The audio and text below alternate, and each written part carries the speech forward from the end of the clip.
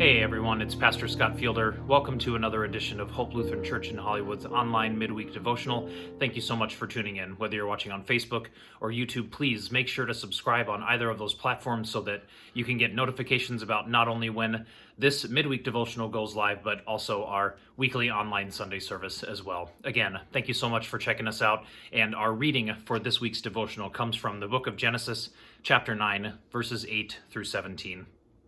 Then God said to Noah and to his sons with him, "As for me, I am establishing my covenant with you and your descendants after you, and with every living creature that is with you, the birds, the domestic animals, and every animal of the earth with you, as many as came out of the ark.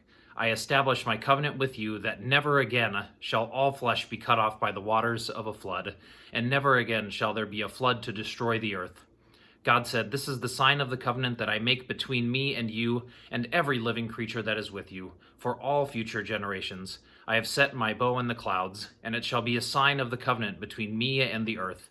When I bring clouds over the earth and the bow is seen in the clouds, I will remember my covenant that is between me and you and every living creature of all flesh, and the waters shall never again become a flood to destroy all flesh. When the bow is in the clouds, I will see it and remember the everlasting covenant between God and every living creature of all flesh that is on the earth."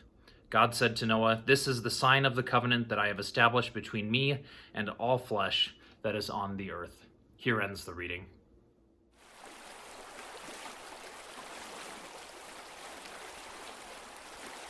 This story from Genesis is one of the more well-known readings, as it's from the popular tale of Noah's Ark. And once we learn that a rainbow is the sign of God's promise to never flood the earth, it's quite easy to remember that, there is a lot of enjoyment, and why seeing a rainbow in nature maybe has sort of this special significance. It sort of says something. This is one of the many great examples of the importance of a symbol, how it can communicate with us without saying a word.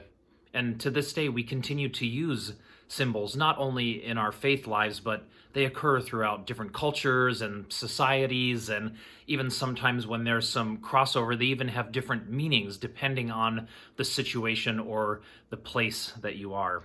These symbols in our life, sometimes whether we know it or not, have an effect and speak to us every time we encounter them.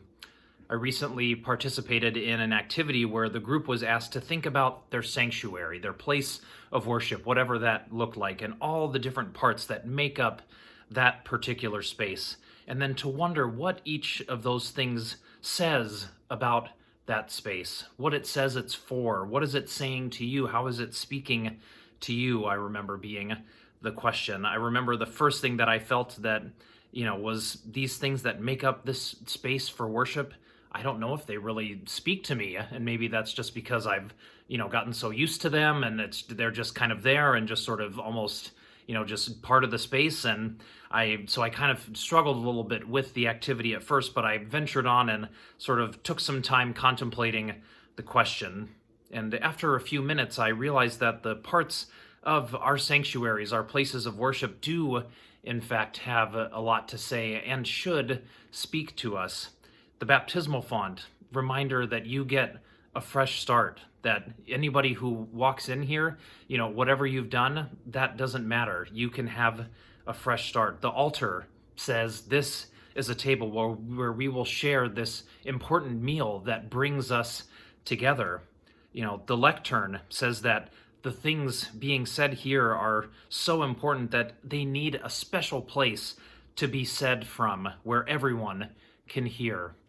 The pews or the chairs or whatever it is, in your place of worship where people sit, it says that this is a place that is meant to be enjoyed and used in community with lots of people, not necessarily just by ourselves. And what I quickly realized was that it was not that the pieces of the sanctuary did not speak to me. It was that I was not listening. If we think about all the things that speak to us, and not just in our places of worship, but imagine what else is being said to us in those many other places in our lives, in our homes, at our jobs, in our cities, our beaches, our mountains. While the rainbow is sort of held up as a symbol of God's promise in this text, there are so many ways that God is still speaking to us every single day. And if you find yourself in my situation, take a moment, take a breath, and just listen. Amen.